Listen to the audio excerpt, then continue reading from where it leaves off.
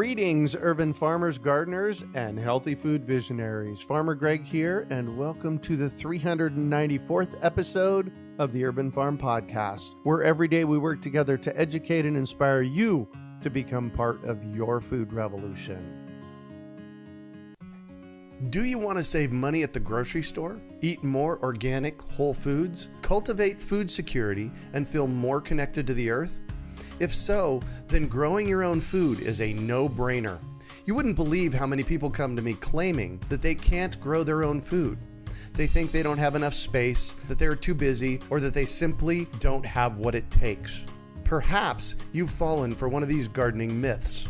If you think you can't grow food, or if you think the only food that you have access to is what you buy in the grocery store, I have a life-changing webinar that you need to see.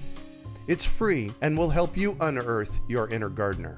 I've helped thousands of people just like you learn to grow their own food, and I'm speaking from my own experience when I say that with the right knowledge in place, there is no such thing as a black thumb. With this webinar, you can begin making your garden dreams come true and start growing delicious, nutritious food for your family.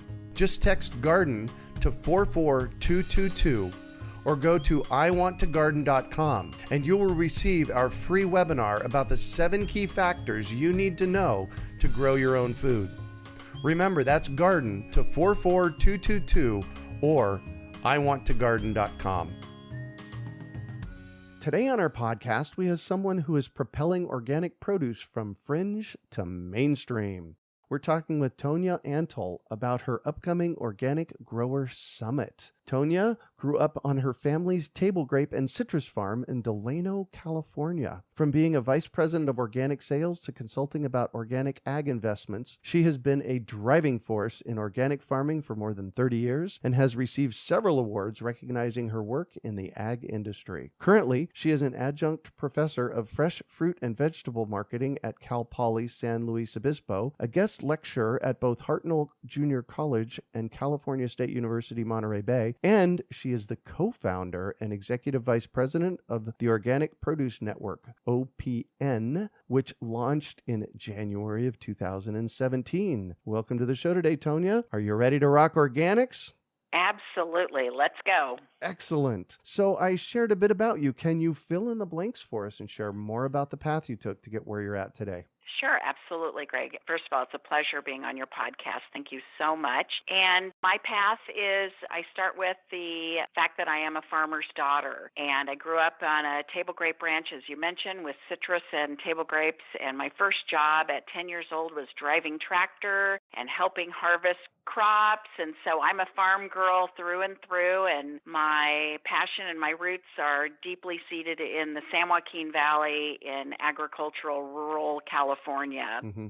So went away to college and thought I was going to be in communications in a different way. Did my internship at ABC in Hollywood. It was pulling on my heartstrings to come back and get involved in, the root of my being, which is in agriculture. So before I went back home, I started working for a Los Angeles wholesaler by the name of Frida's Specialty Produce, which was one of the largest specialty operations and sold, incredible specialty crops like cherimoya and, sapote and all these things that consumers had not heard of, but she was brilliant in her branding and really introducing specialty crops from around the world to consumers. So I learned a lot about how to market. So my communication education got transferred from thinking broadcast to actually promoting and selling fresh fruits and vegetables. From there, I went to work for the largest organic table grape operation back in the San Joaquin Valley, and it is there that I learned about organic agriculture and the difference between that and conventional. And the owner, Steve Pavich, put an ecology sign on the big water tower and really just kind of put a stake in the ground and said, we're going to be different. So I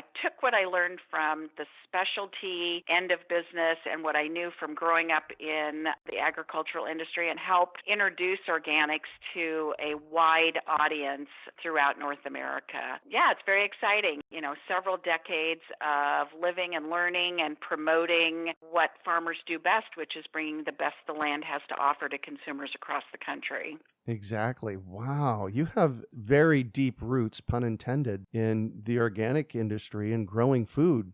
We were early on where we were selling, the CSAs and the small natural food wholesalers and the really small natural food stores. I mean, at the time when we were selling Whole Foods, they were based in Austin, Texas, and, they really just had that Texas based. And there was Mrs. Gooch's in Los Angeles and Bread and Circus in Boston. And so all these small to middle size, alfalfas, that we all know that a lot of those became the larger aggregate of Whole Foods later on. But, I was in that early stage of introducing organics to consumers. Large grocery stores started looking at them in the late 80s, and I received a phone call from a Stop and Shop supermarkets in Boston, Massachusetts, and this gentleman by the name of Harold Alston that was running the department said, I believe that I am losing my customers to this store called Bread and Circus. Have you ever heard of it? And I said, yes, Harold, I sell them every week. And he said, I honestly think I'm losing my customers, and I think the difference is that they have organic and I don't. Would you come and talk to me? This was in the late 80s? Wow. My claim to fame is I'm the first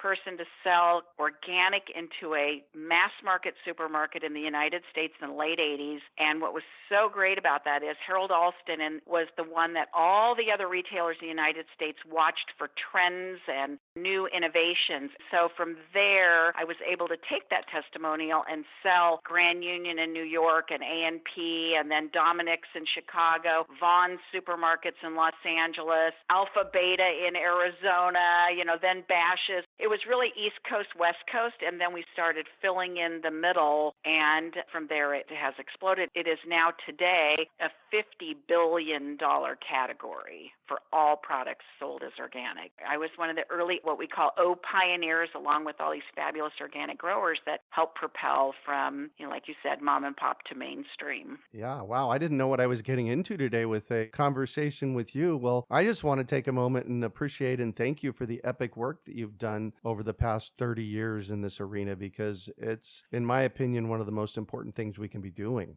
Thank you. Well, it was a lot of travel, and it was a lot of hearing a lot of no's early on because the buyer didn't understand it. But what we kept pushing was that you may not understand it, but there is a consumer base out there that is interested in it. And I was a young mother trying to feed my family primarily organic, healthy diet. And I was living in the central San Joaquin Valley, and I literally would pack my kids up once a month, and we would drive to Mrs. Gooch's in Los Angeles where I could freely give them a little cart and say, have at it. You don't need to read labels, anything in this store. And it was so freeing and so great. And then we would pack it all in the car and put it in the freezer and try to last a month. And I kept thinking, well, if I'm doing this, there's got to be other consumers that are feeling this way. And the power of the consumer letter, we used to put, small little tags on all of our grapes that say, these sunshine grapes were grown the way Mother Nature intended. And the feedback was, we'd get these beautiful consumer letters about, give us more. And so we really developed out the line. And then in the late 90s, I moved to Earthbound Farm. Now, Earthbound Farm, like a lot of your listeners, was started out very small. They started out as a 2.5-acre raspberry farm in Carmel Valley, and these were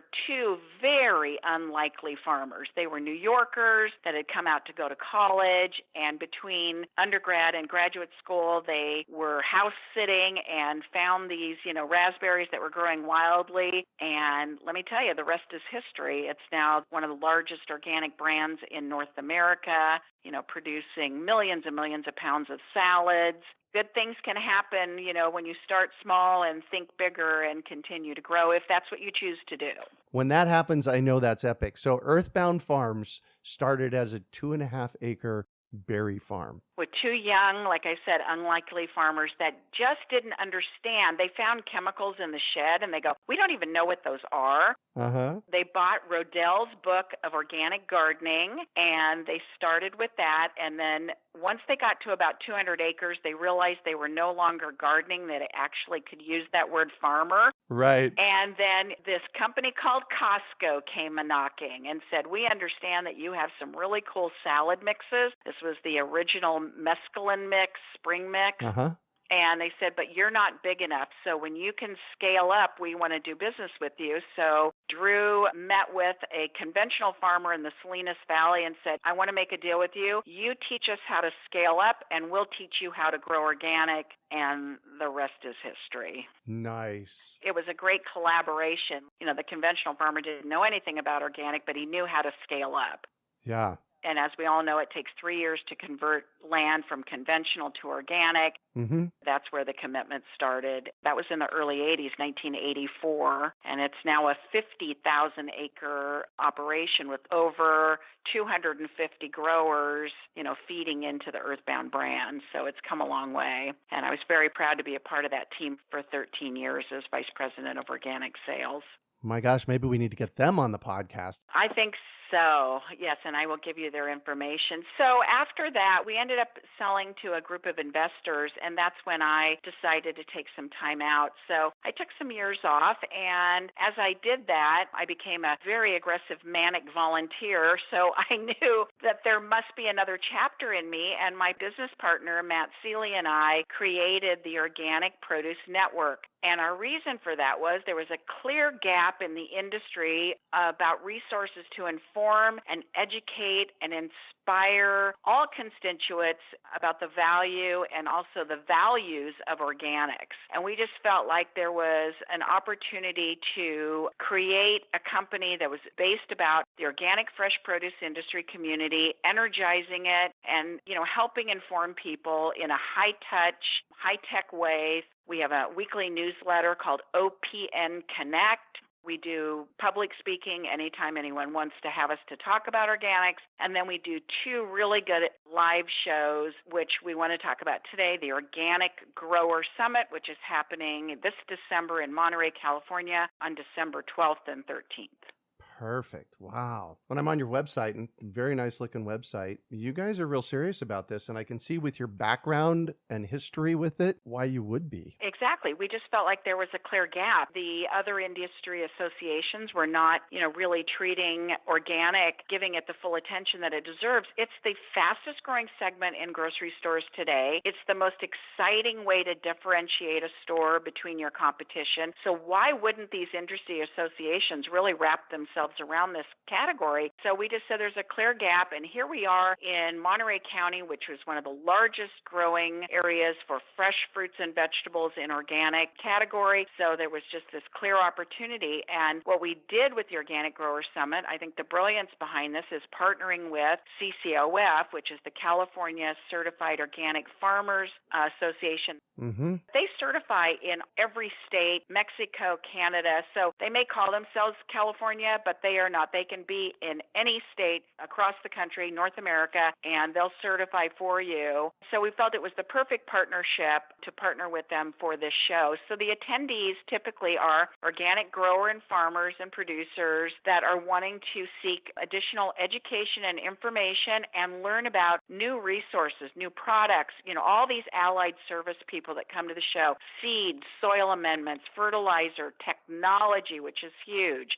Mm-hmm. So how do you take old-fashioned farming techniques and marry it with technology to bring the best the farm has to offer? And it's a great value. It's 2 days of intense education and shows with food and opening receptions and all kinds of things. If you are not a CCOF member, the general admission is $4.99. If you're a small grower that is a CCOF grower, we have a super discount for $2.49, and then there's levels in between. So we think it's a great value for 2 days of information. Wow, no kidding. It is our second year, and last year was a big success. We had 810 growers and exhibitors, and we're shooting for 1,000 this year. We still want to keep it intimate. I still think 1,000 is intimate. We call it a great party in a small room, and we've moved it to the brand new Monterey Convention Center in downtown Monterey, which has a lot of other, if you want to bring your family and enjoy, the world-class aquarium right there in the beautiful harbor of Monterey. It's a perfect place to come if you happen to be a golfer. You know that Monterey is world-class with Pebble Beach. There's just lots of activities. You can also drive inland,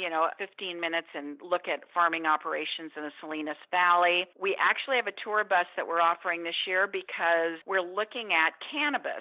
And cannabis in the state of California, now that it is legal for recreation as well as medicinal, in that statute, there is mandatory that there will be a certified organic classification for cannabis by 2021 in the state of California. So we're actually offering and we put a little spin on this because we're marketers, Cannabis tour. So if you're registered, you can do that, and you're going to see a indoor greenhouse growing operation that is working its way towards certified organic, and then a processing facility that does edibles using cannabis. So that's going to be a fun new addition to the show. Nice. Well, you've thought this well through. We just want to make sure it's something for everyone. A lot of our education sessions are based on the core items like soil amendments, healthy soil practices, carbon sequestration. Mm-hmm. We do plant health. We talk about sustainable investing. If you're a small growing operation and you can't get traditional financing, what are other resources of financing? So we have some experts in that category, like ESOP, employee-owned stock ownership plan, depending on your size. So just really kind of rethinking how you look at finances. There's other sessions, let's see, technology. We talk about technology is not just for big ag. And sometimes small farmers think that technology, there's a barrier to investing in technology. Well, we have rental companies that are coming to the show that will rent you this technology for a day, a week, a month, whatever you need, so you don't need to be buying the expensive technology yourself. Right. I've had several people come and talk about their apps. Right. And app technology is super inexpensive. So you can look at your monitoring your water. What are your biggest issues? Water, labor, and federal regulations, those things. And so we look at all of that and we talk about that through the technology sessions. And then we go a little off base from traditional production-based agriculture, but still agriculture. We're talking about adult organic beverages. So the wine industry and the beer industry, both of which are farm-based, but we want to make sure that, because that is a CCOF certified product as well. So we have some beautiful organic wine and beer companies coming to be part of the program. And we make it fun. Your one ticket does everything together, so the networking is awesome. It's much more free-flowing. It's organic. Excellent. So a lot of my listeners are backyard farmers. And I know I have a couple of friends here in Phoenix who started out with like 1,000 square feet and now are in multiple dozens of acres, and they're actually truly farming. How does one go from the concept of just growing in their backyard to actually becoming a organic farmer that is producing enough to be able to sell at farmers markets and restaurants and that kind of stuff? I think that there is an avenue to finding the market no matter what size you are. So if you're a small farmer like you're talking about, there are a few different options you have. You can be in a farmer's market, and you would just go and register and become part of a farmer's market to sell your product. There's the community sustained CSAs, which help finance you to get in and grow. You actually have the money ahead of your crop, so you can do that, and then you're feeding that. All of these wonderful programs, where you've got all the mail order programs. There's a lot of CSAs that actually have mail order programs to customers that can't come and pick up their products. So there's that avenue. But then, I would also look at your local organic wholesaler and, strike a deal with them where you can be selling into both that, larger market. You don't have access to the larger market. You may not be able to sell into that grocery store, but the wholesaler does. So you can be part of that wholesale network, even though you happen to be a 2-acre radicchio farmer. That's okay. You're a fabulous 2-acre radicchio farmer that's selling into a wholesaler that's selling it to a retailer along with his other radicchio farmers. You can also do that with a brand. So if there is an organic brand that you really trust and love, Earthbound's a great example of that. When I was there was over 250 farmers that rolled up under that brand. And so you can look at brands and say, would you like part of my crop? I will pack it under your brand, and it will be another avenue to get to market. And then walk into your local grocery store, and say, hey, I'm a local farmer, and this is my crop, and this is the time of year. And there's a lot of grocery stores that are taking that product right into the back door of that store. So don't be shy about it. Wow.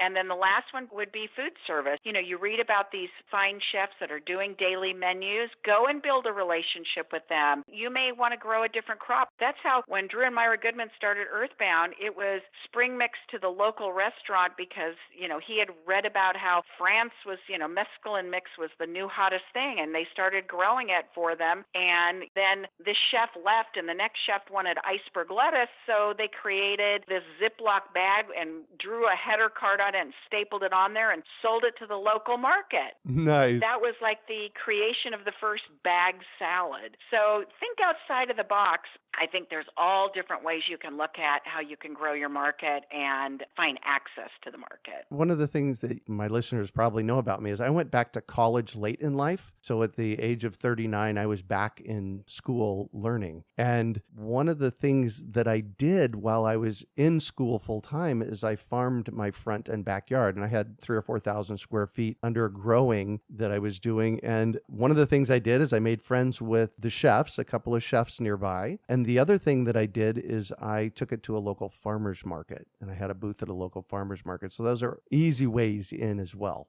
And if you don't have the land, the other thing is, there's a lot of urban farming that's going on right now. So why not go to a retirement community or a school and talk them into, growing on some of their excess land and say, hey, we're going to teach the kids where their food comes from, and any excess crop that doesn't go home with the students, I can sell. It's mine because I'm going to be doing this with sweat equity. You're not going to be paying me for it, or maybe you are going to be paying me for it. Mm-hmm. In a retirement community, I'll take care of your green space. I'll do edible. I'll teach your senior citizens how to grow their own crops. So there's just so many different ways to think about it. Oh, yeah. So you said CSA, and some of our listeners may not know what that is. Yeah, a CSA is a community sustained program. So you would have a subscription. There would be subscribers to your farm. So you would have to calculate what does it cost to grow on X amount of acres of land for these particular kind of crops. So then you would advertise that you have a CSA program, and they could buy in by subscription, and they can pay monthly, they can pay ahead of time. This is what an annual subscription is. This is what a seasonal subscription is. This is what a monthly subscription is. So you got to give them some options. And then that gives you the cash flow to actually produce the crop. And then you give them either a depot pickup location, or you deliver it to them if they're just in your local area, or you're shipping it to them. And if you're shipping it to them, obviously that's at a higher price because they have to pay for the shipping. But what CSA does is the community is supporting you to invest in your crop to help you get the crop planted and harvested. Yeah, excellent. Thank you so much for that. So I'm going to shift on you, and I'd like for you to talk about a time you failed, how you overcame that failure, and what you might have learned from it. Instead of it being just a one particular time, I think it was a period of time where I think I failed, and I think it actually was my 30s. And I kind of refer to it as probably the worst juggling act of all time. It was a really crazy time for me as a woman, married, 2 kids, a full-time career. I was responsible for the house and dinner and laundry. It was just the whole catastrophe. And I think I was always torn between where I should place my priorities. I think the difference between then, because I am a little older probably than most of your listeners, and now is I think young women starting in business right now no longer need to wonder whether they are allowed at the top in leadership, or rather they must decide if they want to try to get there and what that involves along the way, because there are some personal sacrifices. So I just feel like I didn't do a good job at managing my time and where I should be putting my time and my talent and my effort. So the balancing act got a little unbalanced. And I think the work-life balance thing was really hard for me in my 30s. And I learned by failure, and it ended up in a divorce because it wasn't balanced. And I was working for my husband's company, and I think the failure was I thought we were building a family business, but it was in spite of the family. Now, right there should be like organ music. Dun, dun, dun, dun. Yeah. So I would like to use this as a teachable moment and give advice to anyone out there. Is like, take the time to sit back and breathe and prioritize and put yourself in that prioritization. What are you doing for yourself to keep yourself healthy and squared away? What are you doing for your relationship? What are you doing for your kids? And then what are you doing for work? And I had it ass backwards, excuse my French. I had work ahead of everything because I thought it was for the family business. So that was probably my biggest failure, and I did much better in my 40s. And guess what? The kids end up turning out okay. Thank goodness. I have two amazing kids, but I think we took our eye off the ball of our relationship, and that was a huge mistake. I was there. What do you consider your biggest success? Personally, I'd have to say my children. I think in spite of my failures, I think I did a good job, and they're both very successful contributors to society and very thoughtful contributors. So that would be one. Professionally, I think it's twofold. I think what I said earlier, being the first person to sell organic produce into mass market supermarkets back in the late 80s really makes me proud, because look where it is today. It's, mainstream. It wasn't even measurable in the 80s, and now it's a $50 billion industry. So I feel like I played a vital role in that, being that catalyst. And then I really think the other thing is really helping Earthbound Farm reach the goal of making organics available and affordable to consumers across America where they chose to shop. Oftentimes there was articles written about organics being food for the elite, and we wanted it to be food for everyone. And so we made a point of making sure that not only were we selling the Whole Foods of the world, we were also selling Walmart and everybody in between. And I'm very proud of that. So you can walk into a Walmart store today or any type of well-priced value proposition store, and there's organic there, and that's cool, and then all the way to the finer end. So I'm really proud of that. It's food for everyone. Wow. So what drives you? It's my passion for the movement.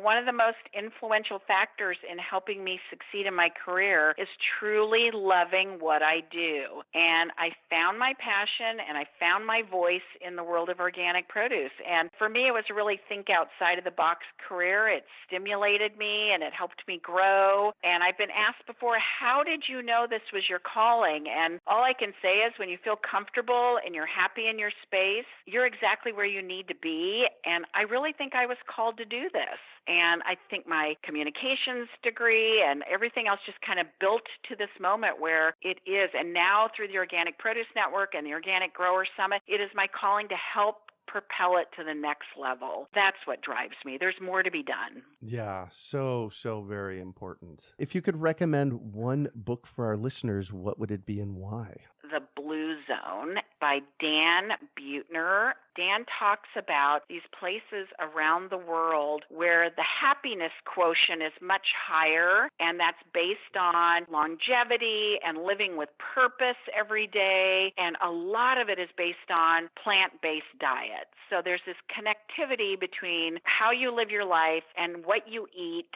and how you have a circle of friends, just the whole thing. It's very holistic, and I think it's something for all of us to aspire to. And you can actually be in a blue zone in the middle of a metropolitan area if you live your life according to this kind of roadmap. You don't have to be on a Greek island, that sounds so romantic. It's not realistic, but there are things that we can do at home to be a part of this blue zone. And Dan Buettner just is so magnanimous. If you haven't watched him on a podcast, I would highly recommend it, and I would recommend the book to anyone. The Blue Zone really gives everyone kind of a roadmap and a guide on how to live your life to its best and fullest potential, no matter where you are, where you live, and how old you are. And a lot of these people in the Blue Zone are living past 100, but with quality of life, and that's just so exciting to me. Yeah, that is an excellent book. I've seen it before. So what one final piece of advice do you have for our listeners? Well, if you're in the world of agriculture and you're growing crops, I think it's really important to look outwardly to who is the ultimate consumer of your products. Listening to the consumer and learning what I call the why behind the buy. And I think the way you can go about doing that is go into grocery stores, be the observer. I ask my students the first day of classes, does anybody here know what a 6-pack of Coors Light costs? And everybody raises their hands. And I said, does anybody know what a 5-pound bag of red delicious apples are. And nobody looks at me. I go, guess what, kids? You're in the produce business. You're not in the beer business. So next time you go in that store, get in the produce department. Look at what the end cap displays are. What's on promotion? What are they merchandising? How are they selling the product? And watch consumer shopping patterns and what they're picking up. And it's okay to ask somebody, why did you pick up that melon over that melon?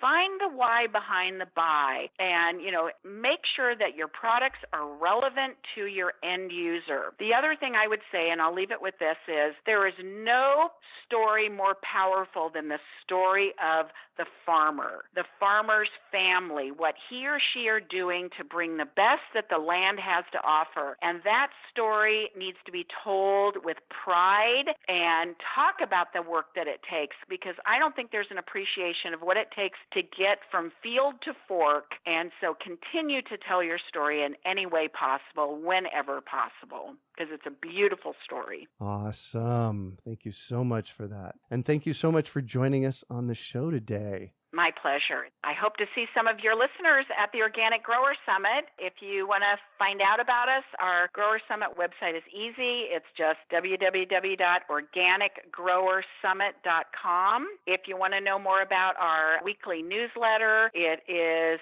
organicproducenetwork.com, and then just click on the subscribe button and you can subscribe to our newsletter for free. And we're here to help any farmer that wants to become organic and get it to the next level. I really want to encourage anyone out there listening, if you have at all a desire to move from a backyard plot or a small plot to actually moving food into our eating system, our food economy, this conference would be a really, really good one to attend. And I'm going to ask you, would you agree? Absolutely. I agree 1,000%, because again, we have the small mom and pop, couple acre farmer, all the way to the multi-$1,000 operator. And how cool is that you get to sit down next to somebody that has 5,000 acres of something or of multiple crops, and you get to network with them. They get to tell you their story, and they all have stories. The one thing about organics is organic is scale neutral. We all have to follow the same national organic law, so it doesn't matter your size. We can all be members of the same party. Nice. You can also find show notes from today's podcast at urbanfarm.org/OPN. We are your urban farming resource. You can find our podcast on iTunes, Google Play, Stitcher, and iHeartRadio. Also visit urbanfarm.org to find articles, podcasts, webinars, courses, and more. Well, that's it for today. Thanks for joining us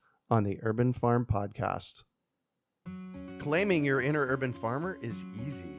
Grow food, share it, and name your farm. Then let the world know you're an urban farmer while supporting our podcast. Pick up your Urban Farmer bling, hats, and t-shirts at I'mAnUrbanFarmer.com.